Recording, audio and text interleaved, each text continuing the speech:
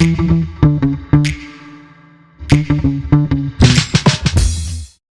the show today, we have Rita Ernst, and here is why she is awesome. She is an organizational effectiveness consultant, which is a really good use for her organizational psychology master's degree. She's an executive coach, speaker, and author of Show Up Positive, a book on helping you take back your positivity, your happiness at work. She's also the owner of Ignite Your Extraordinary, whose mission is to ignite positivity at work to improve performance, culture, and personal well-being. She's a former radio presenter and former adjunct professor of psychology and organizational behavior at McKendree University, and she has a meaty background in HR. Welcome, Rita. Thank you for having me, Russell. I'm very excited to be with you today. I am as well. And if nobody noticed the key word in that introduction, positivity is going to be a big part of our conversation today. Before we get into any of that, however, I have to ask you, Rita, the one question I ask all of my guests to start off, which is, what's your best or worst employee experience? Well, I'm going to choose to talk about one of my best experiences because I think it's a great example of how we can show a positive for one another in the workplace. So this was maybe my second or third career move when I was in corporate America. And I was actually coming from a satellite location into headquarters. And all of a sudden there was a reorganization. We all love those, don't we? When you come thinking you're like on one team and you show up and something else changes. And so there was this mishmash of teams that were coming together. So, people were sort of just needing to find their footing a little bit. And you had intact work groups that were merging. So that's always a bit of the who's in, who's out, all of those vibes that you can get from the middle school cafeteria at work. That's no fun whatsoever. And the leader of this particular organization had a very strong opinion about the practice of organizational psychology in the business and the kind of effectiveness work that we should be doing. But the methodology of communication was kind of a struggle. And I noticed that I had some colleagues that he responded to differently than how he responded to me personally. And so I was really not enjoying the job. I was really questioning whether I should stay. A lot of people were really unhappy with him as a leader. So there was a lot of behind the scenes kibitzing that was going on about all of his flaws and what people were struggling with. And I didn't want to feed into that. If I was going to stay, I needed to figure out how to make it work. That was what I knew. And so I went to my colleague, Jerry, and we had already started to form a bond and a friendship. And I said, hey, I'm noticing that when you are interacting with the boss, you are getting a very different response from him than when I am interacting. And what do you think that's about? What do you notice about me and when I'm interacting? And so she shared some things with me and gave me some feedback and gave me some ideas. And we developed this peer-to-peer coaching thing, which was mainly me getting to be the receiver, which is what made it such an amazing gift. But it's also what made it such a positive thing. I could have given up. I could have looked for another job. I could have just joined the bitch fest that was going on about this particular individual. And instead, I was having a conversation with him one time. We sat in cubicles, so you have like sort of high walls. And he was a short guy. So he was standing outside of my cubicle while we were having this conversation about him. And I didn't really know it until the end of it. And so, so you have that gulp moment. And I was like, okay, now you really got to go own it.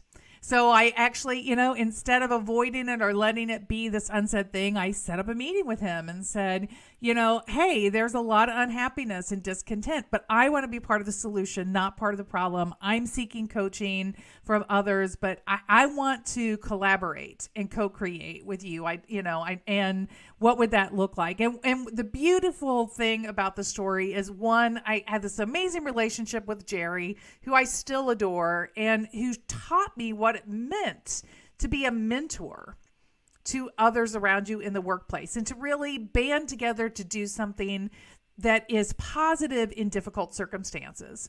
And then the second thing was, by the time I left, he was begging me to stay. He was just like, "Oh my gosh, you've come so far. I want you to stay." I left for reasons that were not really related to him whatsoever. But it was a beautiful moment to have known that had successfully navigated to that place. Still wasn't sure I wanted to work for him, but the fact that he saw my value on the team and was willing to express that to me made it extra rich. But what I want people to take away from the story is this idea of really finding strength and security and growth through your teammates. You don't have to be limited by your boss. And I love that story because so many will just either go talk to somebody else and just, like you said, a bitch fest, and immediately just complain and add negativity to the culture of the organization and perpetuate the myth possibly of this aura of bad leadership and so forth. Yes. Regardless if the person is, there needs to be an opportunity for letting them learn from their mistake. They might not, but they need the opportunity to. So you're a better person than I in some certain situations, but I respect that immensely because people just immediately look at culture as an other, as opposed to something that they're a part of and something they influence. So yeah, thank you so much for that. Speaking of, we're getting into positivity, which is, I love that you kind of turned that 180 into something that was positive. So speaking to the author that you are of Show Up Positive, how would you describe or define positivity in the workplace? I just find positivity as living your authentic experience and being the master of that experience, using your agency to create that. So positivity isn't pretending that there aren't problems. It isn't pretending things are good when they are bad. It's not tapping down real emotions. People need to feel and they need to express their full set of emotions. The question you have to ask yourself is, am I getting trapped by my emotions? Am I telling myself, like in the story that I just shared, I could have told myself the story that this guy was never going to change, that it was just going to be miserable. And I could have allowed that to be the story that just fed my existence. And I chose to pick a different story instead. And so that's what I mean when it's positive. It wasn't that things were hunky-dory and beautiful and that, like I said, that I really loved working for him or felt really compelled to be in that team. But while I was there, I was contributing. I was raising my personal skill set. I wasn't allowing those circumstances to limit or define me. That's me showing up positive for myself, for the customers that I was serving, for my teammates. And so that's the differentiation that I think is so important for people to understand. There's a lot of information out there that would say positivity means never feeling negative. And we know that psychologically that's not helpful. You need the contrast. You need to understand the difference. And so for me, positivity is being forward focused versus negativity, which is being stuck in a situation. And how does that feel for the individual who's having to, because not everybody is flick a switch positive. They're either impacts from home, impacts that they have to bring into work that is not easy to, push away from themselves. So how does it feel to turn that switch? I'm kind of asking, I guess, about the benefits of being that positive person. Well, I think the benefit is we have some psychological conditions that are really important to us as human beings. One of them is that we like to be right. So if we are telling ourselves a story about how shitty everything is, then we are going to look for confirmational information about that so that we can be right. If we change that story to things are really crappy, but I am not going to allow the crap to hold me back, right? Then that's just the shift in the story. So we like to be right. So choose a right that fills your cup versus a right that depletes all of your energy and your will and your happiness.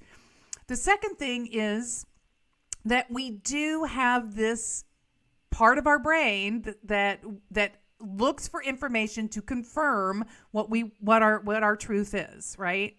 It's why we are so polarized in politics and other things and so hard to move people.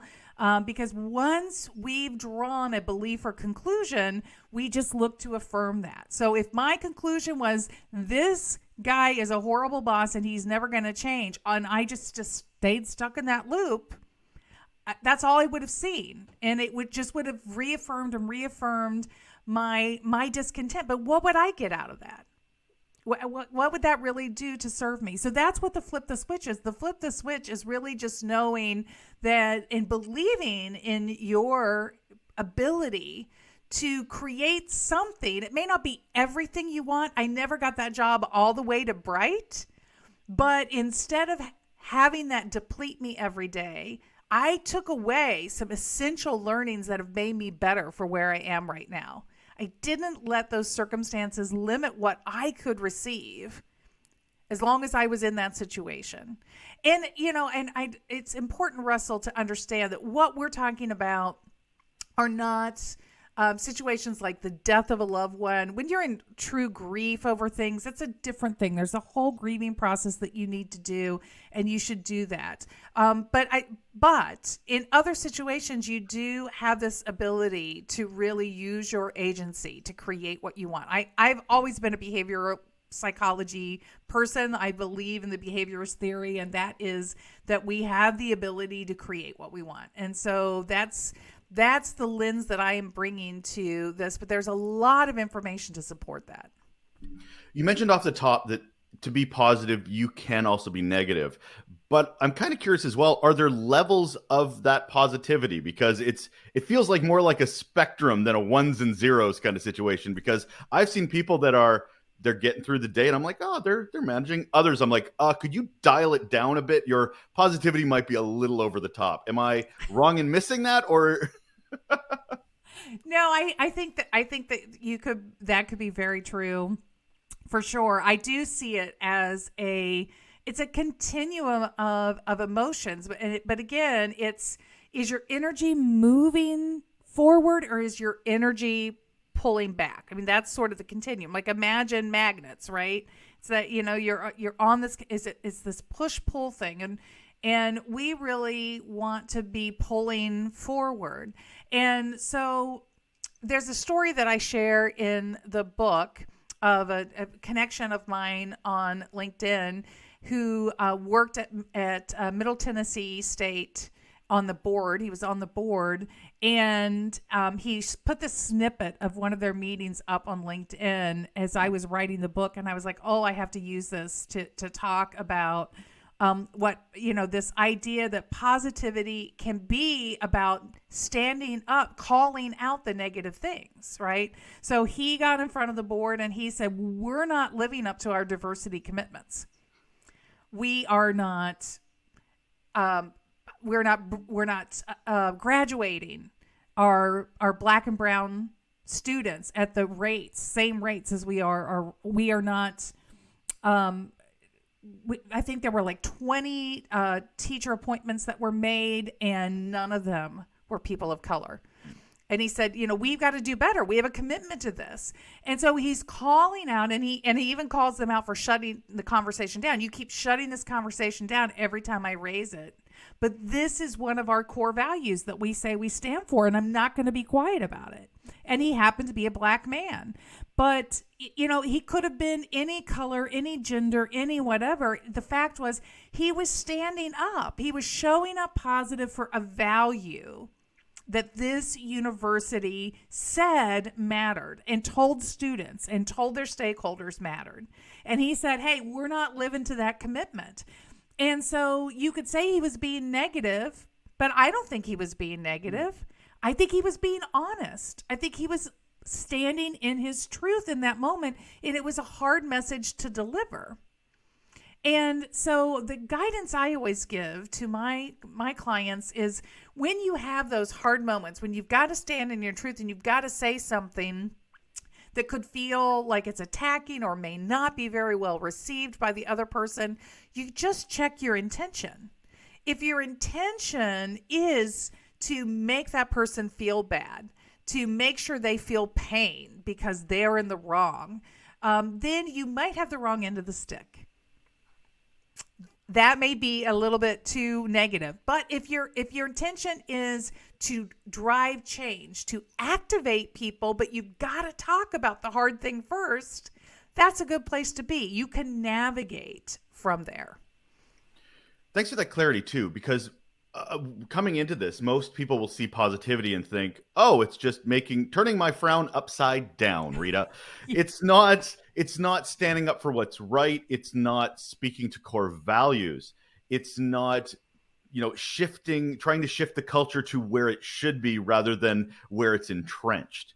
So, thank you for that clarity, because most won't look at it like that. Are there any other misconceptions around the positivity at work? I think another huge misconception that's very much attached to this is the idea that you have to go along to get along.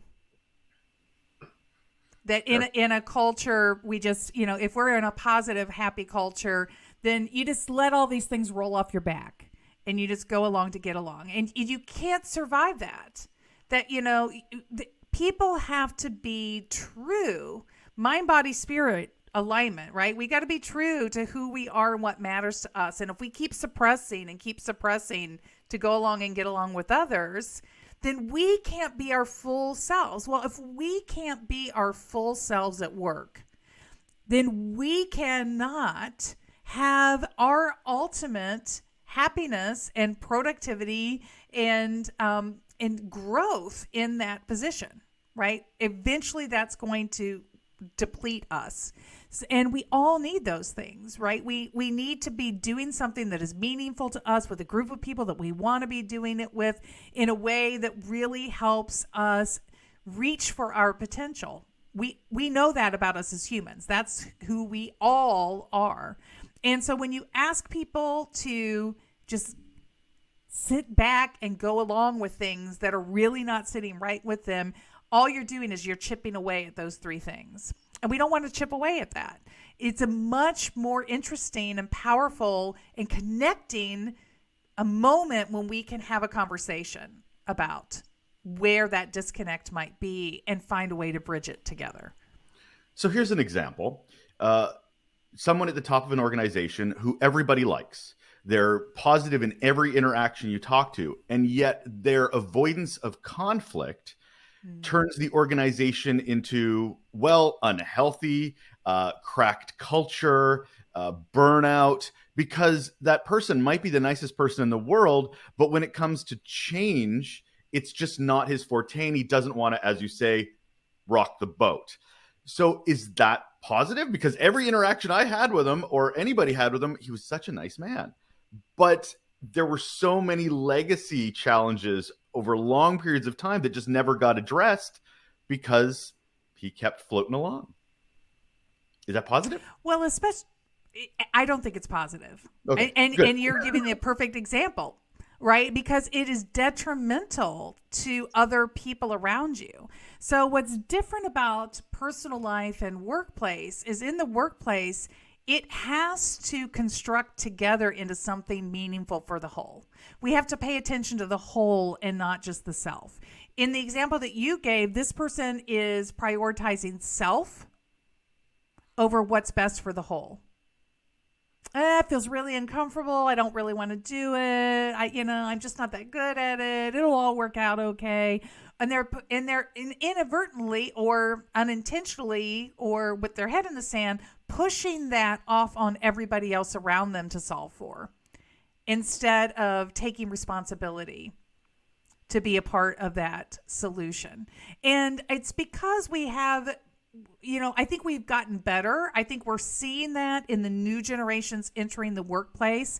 Younger people are less scared of conflict conversations. But for my generation, for sure, I mean, when we grew up in school, we were told to just be nice and not create conflict. We didn't teach how to have conversation that honored disagreement. And I do think schools, colleges are doing a better job at that. today and breaking through. I mean, I was just reflecting on this recently, Russell, but it has been over a half a century since we started receiving management consulting books in the marketplace that talk about these things, that talk about the importance of healthy conflict or allowing for that to happen in the workplace, about different ways of working together and showing respect to one another, and what leadership is, and that leadership is an avoidance. And yet here we are. We're still trying to move the needle forward about that. Working with humans is messy, Rita. It's never a simple thing. I love that you even mentioned off the top of how change management is messy, and I always think, why do we need to make it messier? And I think by being that positive, embracing those experiences that are not easy for a lot of people, will only help it. But as you mentioned, there is a challenge for a lot of people. There is that switch. So, for example, if I'm a new emerging leader in an organization, or I'm making my way up in an organization and I want to be more positive, where do I start? If I'm trying to shift the needle for myself, I realize from either 360 reviews or something, there's been enough feedback to tell me I need to make a change. What's step one or step two? Well, step one is visualizing who you want to be and what the workplace around you looks like.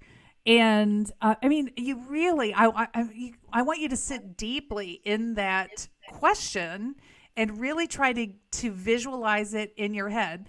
Who are the people around you? What is happening? What are the conversations? What is the atmosphere like? You really need to know what you want to create. And then you got to talk to yourself about, why does that matter? It's got to be compelling enough. There's got to be we only change for two reasons. We only change because it hurts too much to stay where we are, or because there's something that is so enticing, we are willing to go through the difficulty of change, the painfulness of change, in order to get it. So you got to create one of those two situations. You ought to got to be so miserable that you have no choice but to change, or you've got to have a vision that is so compelling to you that you really, really want to create that for yourself. And what I did in the book is I gave people, the book has two parts. Part one is what I affectionately call my manifesto. It's just everything that we've been talking about, Russell. It gives the why. Why should we care about positivity? What is toxic positivity? How do we avoid that? How do we get out of the misnomers of what positivity really isn't? And then how do we begin to act our way into this new positive culture that we want to create? And then for the acting part, in part two, I give 50 what I call show up positive sparks. They are words that represent behaviors or mindfulness interaction where we can work on mindset around how to get more positive. And I think you start and you pick one simple thing, but I will tell you, here's my shortcut for everybody. The first thing, if nothing else, especially if you're a leader in an organization, start with recognition and gratitude. People report, we study this annually, and people annually say they are not receiving enough recognition. They want to know that they are seen and heard and understood and cared for. If you can hit those four things, I see you, I hear you, I care about you as a person, and I want to understand how I can better support you. If you can live in that conversation for a year, you will see extraordinary change in your people and in your results. You could just work on that for a year, I promise you. And the gratitude part is also for yourself. I mean, making sure that you are recognizing in yourself. But I talk about this as it's a journey. It's not really a destination. You're always working on it. And it's a go slow to go fast. So it's not, there's 50 words, I'll do them in 50 days, and then I'll have positivity. Woo, woo. It doesn't work like that at all. What we want is we want to really embed a practice of positive mindset shift and positive behavior that's as consistent as we can make it, understanding that there's still going to be all the negative things that happen. So what I talk about in the book is by cultivating this practice, you're actually building this positive bank account for yourself and for and with others. And it's like a rainy day fund because you're going to go through some shit storms. It is going to happen. And you're going to withdraw from that bank account. That negativity is going to take down that bank account. So the bigger the balance that you are building up in there, the better, because those, for each deposit that you put in, you don't get to take one negative out. It takes 3 to 5 deposits to compensate for each deduction from a negative interaction. So we got to really be crafting this in a real and true way. And then I just want to share one other really important message while we're on this topic, Russell. And that is, we really need to challenge the story that we are telling ourselves about what our job is as a leader. I think so many of the reasons that we get wrapped around the axle on these things is because we've only seen and experienced perhaps a leadership style that is still not what we know we need. And if we just keep replicating the old, we'll never get to the new. So we need to tell ourselves a story that we're pioneering, and that means we're going to make mistakes. And we're going to fail up. We're going to grow from those mistakes. And we're not always going to know the 3-year, 5-year plan. Who cares? Take it one day at a time, one step at a time. What's the next right thing? What feels right? What's the next right thing that you can do to be the leader you're visioning yourself and you're visioning for your team? And just keep moving forward one step at a time with a lot of empathy and forgiveness for yourself as you pioneer the new journey. Oh, I like a pioneer. I love that. I want to also mention around, you talked about everybody needs encouragement. Everybody needs to hear those positives.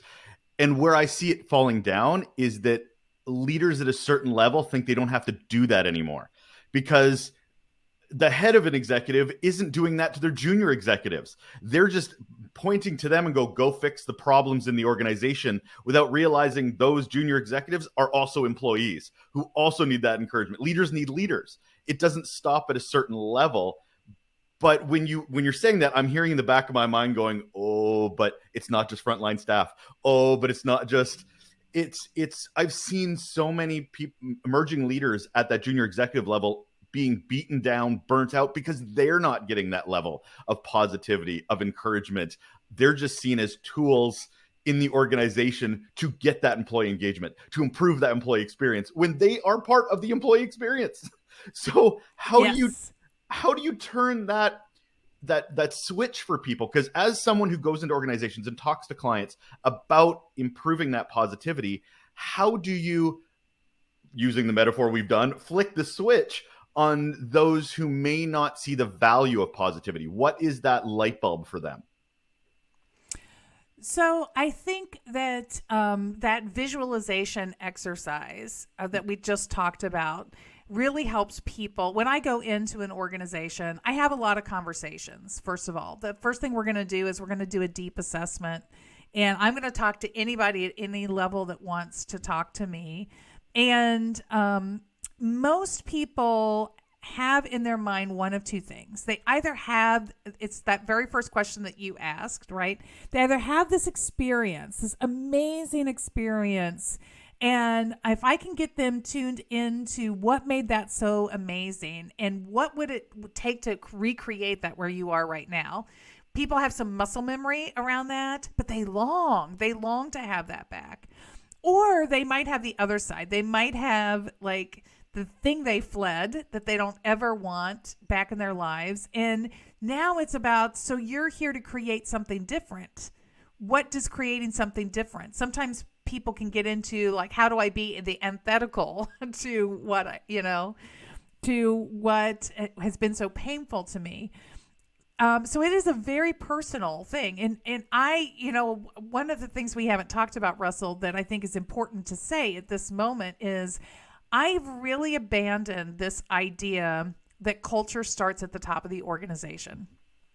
I think if you're in a really, really small company where there's just a handful of people, a dozen of you, but when you're talking about multi levels of leaders, you don't need to wait. And you don't need to allow what is or is not happening above you to define what's possible for you and for your team. And you can just start with the people around you. And what I say to individual workers is be the coworker you wish you had. When you think about what do I want my workplace to be like every day and how do I wish people were treating me, start treating other people that way. Start showing people what that looks like. And I think for leaders, it is the same kind of thing. What do you want from your people? What kind of energy flow do you want to create in the workplace? And how can you begin to talk to your team about that and invite them to co-create with you? Because that's the other thing. There's at the end of the book, before you go into the Show Up Positive Sparks in part 2, I give 7 tips because this journey, it's not a cookie cutter. I wish I could just lay it out and say, cookie cutter, do these steps and you would be there. But one of them is this idea of put away your cape. And I think that so many times people who are in management duties start avoiding the conversations that we're talking about because they feel like if nobody says it out loud, I can just pretend it's not a problem and it's not, I don't have to deal with it. Because they have the story in their mind that they are a manager and therefore it's all their responsibility. They have to fix it. They have to have a solution and they can't go in front of their people and not have a solution because that would look really bad. Those are old management stories that are no longer true in today's workplace. And the future is in co-creating, in collaboration with your team. So you no longer need to be and hold yourself to the standard of the manager with all the answers. You need to be the manager with all the best questions. Love that. I absolutely love that. So you're going to work. You're positive, Rita. You're doing everything you can. You're the beacon of positivity. How do you adapt through the challenges of a workplace that is making that very hard to be positive? Well, the beacon of positivity is this. Somebody comes up to me and says, "Hey, how are you doing?" You know what? It's a really hard day. I'm struggling a bit today. Thank you for asking. I don't want to burden you with all of my issues, but it is feeling like a tough day today, and I'm working through that. You have this moment of realness. You don't hide that. You don't put the veneer on. I notice I'm not complaining about somebody. I'm not creating this downward spiraling energy of negativity. I'm just being honest. I'm struggling today. Today isn't feeling like it's going to go in the win column for me. And somebody might say, well, is there something I could do to help you? And maybe there is. Maybe it's like, well, I just have so much work that I don't even know how I'm going to get to it. And I need to be at my kid's piano recital tonight. And, well, could I take some of that work from you? They might offer something to you. You never know. And, and even if they don't, even if they say they're not the right person, can I help you? Maybe they will strike that inspiration of, you know what? I got a whole team of people around me. Maybe I need to go ask for help. Like maybe that's the positive step forward. Maybe I could go ask somebody if they would help me. Right? That's showing up positive. Again, it's not that I'm smiley, that there's this veneer of sunshine that, I've crowned myself with that masking is not positivity. Transparency is positivity. And you're never going to build that, as you mentioned earlier, that social capital if that insincerity is what people are seeing. People aren't stupid. They know when you're put it, you're masking, as you've mentioned. Yes. They see it. They see right through it. Something that I've heard mentioned a lot more recently in the last couple of years is the idea of toxic positivity, where the needle goes too far, or it is that insincerity. Where have you seen this, or how, is it an actual problem? I think it can be, definitely it can be a problem. It is, it's the unfortunate side effect of measuring a lot of things. So, a lot of the data that I share with people there, and there is scientifically factual data that shows that when you have happier employees, you have better results in your business. Full stop. Unrefutable evidence of that. And so, one of the leaders in this, for example, is the Gallup organization. They have their Q12, which is a survey that they can give to your population. It asks 12 questions only, and based on those 12 questions, they have scientifically proven that organizations where people are responding more positively on those 12 questions are outperforming everybody else in their category. And so, of course, then they offer consulting services when your scores are not where they need to be.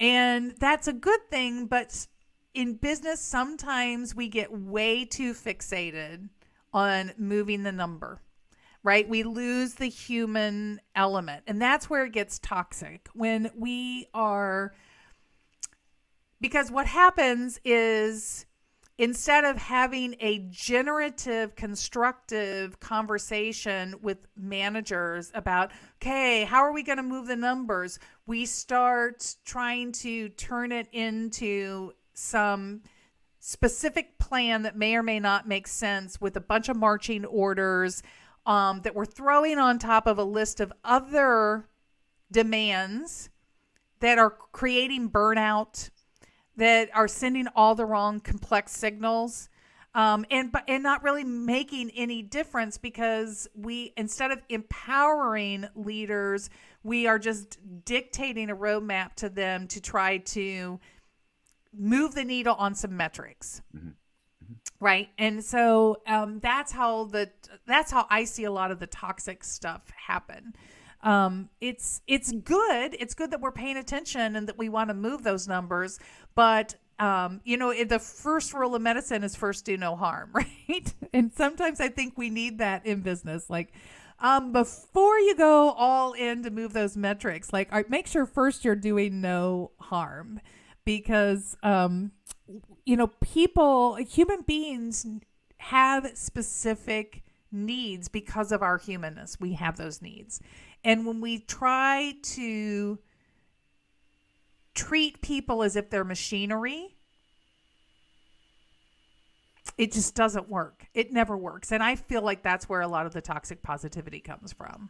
It's these forced march. A lot of times it gets hung on HR as being the culprit behind it, because they're leading these employee engagement studies and metrics. But the intention is good, but the execution is faulted, and it's whether or not anybody's willing to say the emperor has no clothes.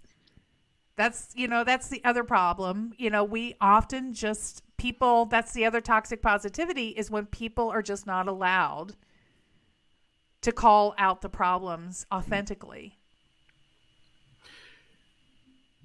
I find that there's too many organizations that focus so much on the employee engagement, as you've mentioned, rather than focusing on what's causing disengagement. It's much more about, can we add pizza parties? Can we do more things about engagement? Oh, our emails need to be better and more engaging.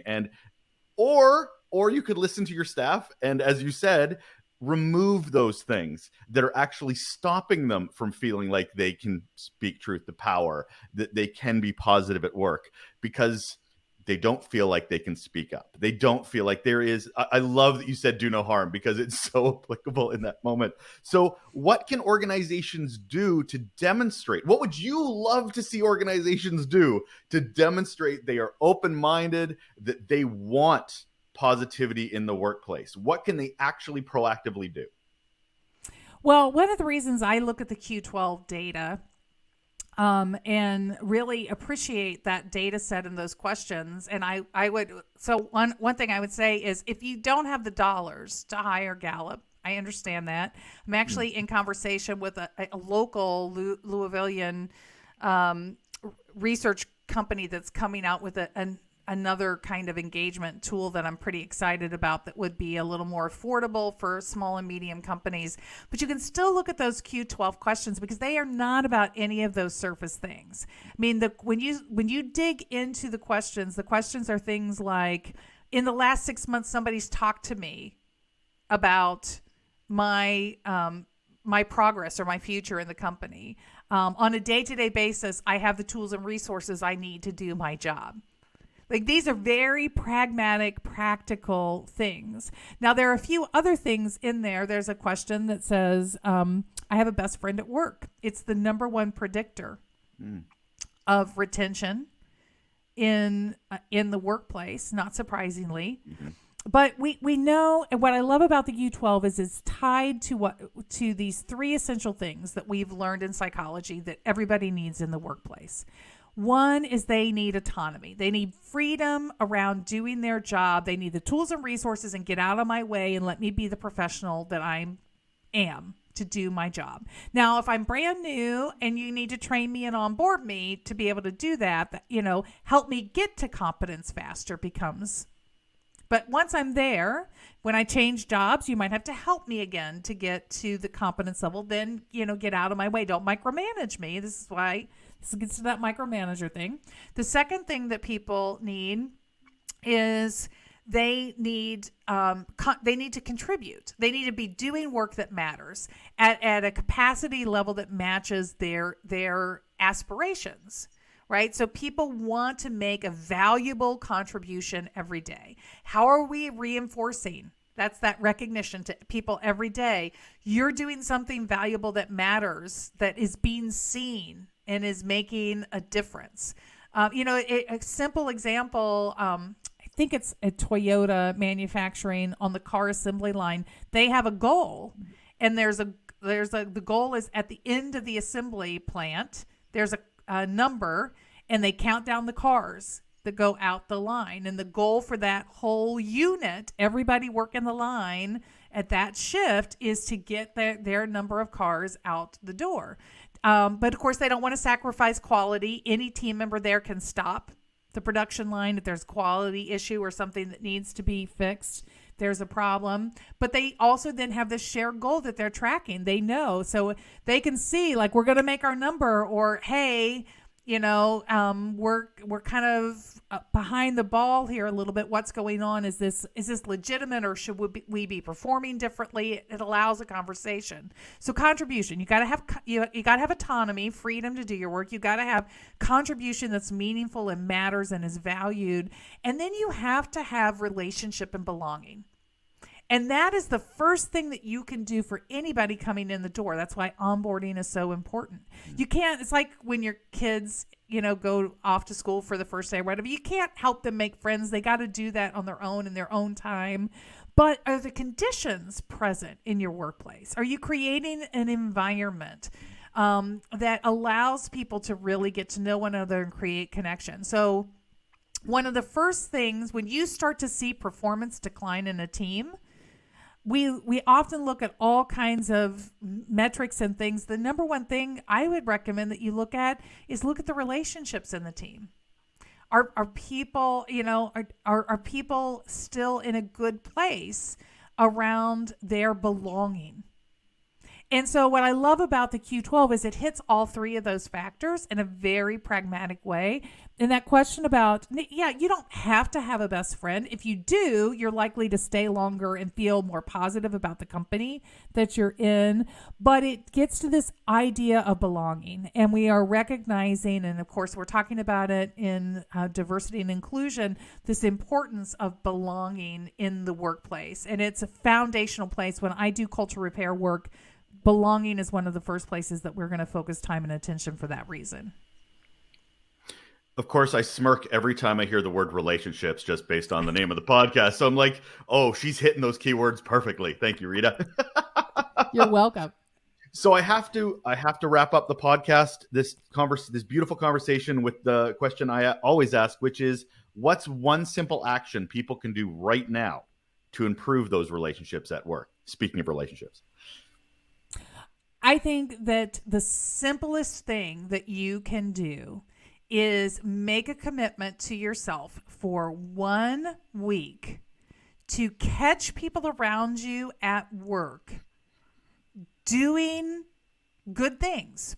It might be helping out a colleague. It might just be the way they're delivering their job. It might just be telling the joke that gets everybody laughing, that lightens them, whatever. Just catch people bringing good into your workplace and acknowledge it in some way. Now, my favorite thing is to write a note. And if you're having a really bad day, one of the best things that you can do is go find yourself 3 minutes of quiet with a piece of paper or a Post-it note and write 2 or 3 notes of gratitude and appreciation to people around you at work, and then go deliver them. You will get this release, this positive release in your heart and soul. Trust me, everybody that does this activity with me says it. It will fill your cup instantaneously with those positive deposits just to write it. And then when you go deliver it, you're going to share that. You're going to put positive deposits in somebody else's cup. And so that's my best advice. Just start there. Just start catching people doing something that is good and helpful at work and taking a moment to acknowledge it verbally or in writing. That's some damn good advice by Rita Ernst. She's an organizational effectiveness consultant and the author of Show Up Positive. Thank you so much for being here, Rita. Thanks for having me, Russell. I've loved every moment of this conversation.